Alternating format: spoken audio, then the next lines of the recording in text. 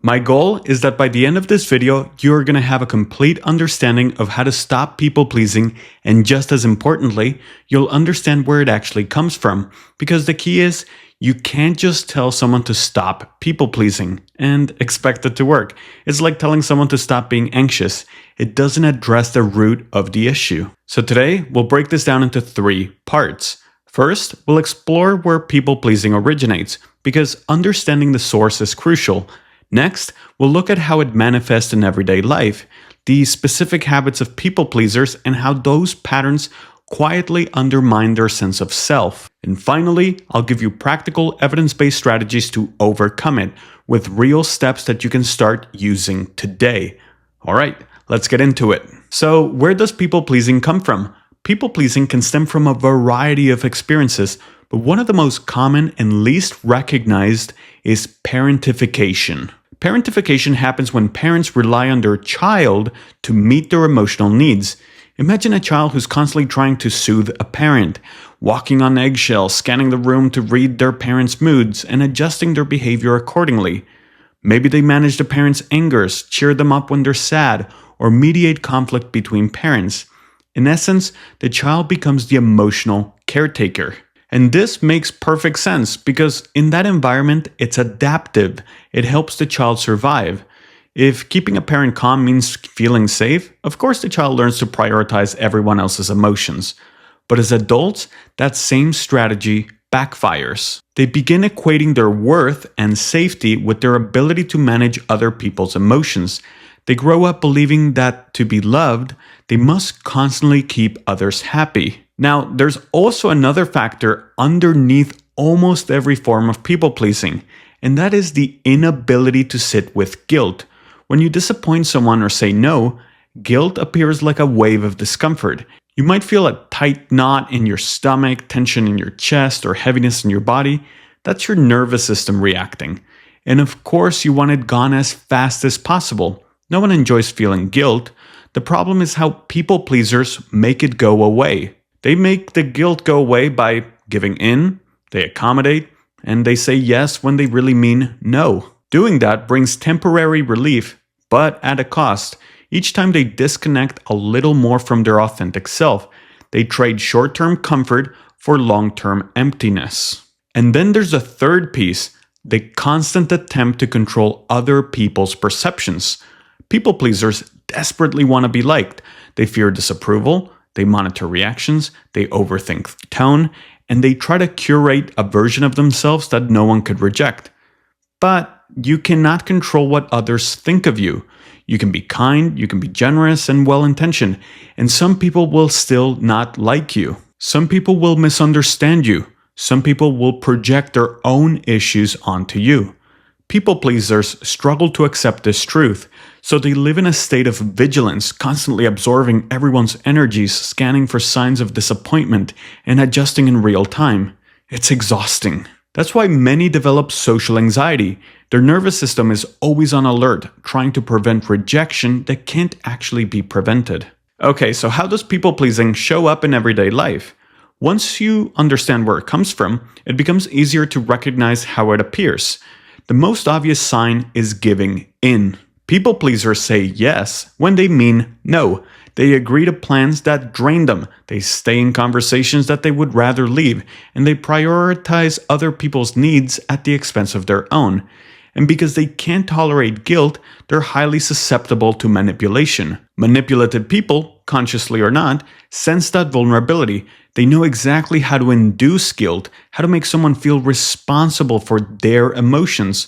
So people pleasers often end up in one-sided relationships, doing all the emotional heavy lifting while receiving little in return. Obviously, this pattern leads to emotional exhaustion. Social interactions that should feel energized become depleting because people pleasers are performing, managing, and adjusting rather than being themselves. It's like running an emotional marathon every day with no recovery time. And maybe the most painful part is this. People pleasers often don't live their own lives. They delay their dreams, they abandon their personal goals, and silence their opinions so others won't feel uncomfortable. They take paths others choose for them, relationships, careers, even hobbies, and call it compromise. Many reach midlife and realize they've spent decades being who everyone else needed them to be, without ever really discovering who they are. For example, someone might stay in a career that they never wanted because a parent once said it was practical. Maybe they wanted to be a writer, a teacher, or an artist, but chose accounting or law to make everyone else proud. Years later, they're successful on paper, but quietly unfulfilled, living a life that looks good to others, yet it feels hollow inside. That's the long-term cost of people-pleasing. It trades authenticity for approval. Okay, so how do you change this pattern? Everyone says set boundaries. And yes, boundaries are essential, but telling someone to set boundaries without addressing why they struggle to set them doesn't work. It's like telling someone to run a marathon without training. We have to build the emotional muscles first. The first skill is learning to tolerate guilt. When guilt shows up, don't run away from it. Just notice it. Ask yourself, where do I feel it? Maybe it's that tightness in your chest, or a knot in your stomach, or a lump that makes it hard to swallow. Once you notice it, name it. Just saying to yourself, this is guilt, can help you take a step back from it a little bit. Now, here's something important. For most people pleasers, guilt isn't just guilt, it's fear. Fear that if you disappoint someone, they're going to be upset, or that they're going to think less of you. And that made sense when you were younger. Back then, keeping people happy probably felt like the safest thing to do. But now, that same alarm goes off even when there's no real danger. So next time you feel it, try this. Take a slow breath, relax your shoulders, and say to yourself, I can handle this. It's just discomfort. You don't have to make the feelings completely go away. You just have to allow it to be there. Because every time you sit with guilt instead of trying to erase it, you're teaching your body something really powerful. That guilt isn't danger, it's just a feeling, and you can feel it and still do what is right for you. Next, you want to be able to reframe how you interpret guilt. Not all guilt is bad. Sometimes it's healthy guilt. That voice that says, I messed up, I want to make it right. That kind of guilt helps us grow. But other times, guilt isn't about doing something wrong. It's about doing something new. That is what I like to call growth-related guilt. When you set a boundary, say no, or put your own needs first, that same uncomfortable feeling can come up. Not because you hurt anyone, but because your brain associates change with danger. You're breaking an old pattern that once kept you safe. So when you feel guilt, try reminding yourself, this isn't bad. This is just my nervous system catching up to my growth. It's like when you start working out, the soreness doesn't mean you did it wrong. It means your muscles are rebuilding stronger. Emotional growth works the same way. That discomfort isn't proof you're failing. It's proof you're evolving into someone who can finally make decisions based on self-respect instead of fear. The next strategy is to practice letting people down. I know that sounds harsh, but it's actually one of the most honest things that you can do. Letting someone down doesn't mean you're being cruel. It means you're being real. You're acknowledging that you have limits, and that's part of being emotionally healthy. For this, I recommend you start small. Practice saying no to things that don't really carry big consequences. You can say, I can't this week, but thank you for inviting me. Or, I just don't have the capacity right now. Just keep it simple, kind, and honest. If you're in therapy, you can even role play it. The point is to retrain your brain's old wiring, the one that says, someone is disappointed, that means I'm unsafe, to a new one that believes that you are safe disappointing other people. So when you practice a lot, you're creating a new pathway that says, someone is disappointed, and I can handle that. And the only way to build that new pathway is through a lot of repetition. So again, start small, but do it often. Let people down safely, regularly, and intentionally. Every time you do, you are strengthening your ability to stay grounded when other people are uncomfortable.